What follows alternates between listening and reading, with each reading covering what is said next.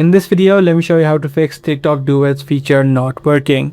Now, in order for this to work, both you and the other creator who you are trying to duet needs to enable the duet feature inside of their TikTok account. So to make sure that yours is enabled, you can just head over to the three lines on the top right, head over to settings and privacy, and then head over to privacy.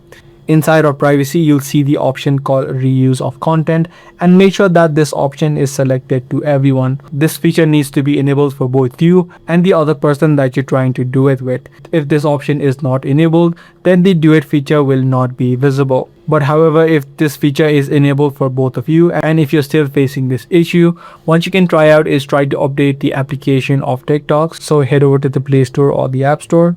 Search for TikTok. If you do see new updates available, you can just tap on the update button. The other thing that you can also try out is try to clear the cache of the TikTok app. Tap and hold the app and then head over to app info.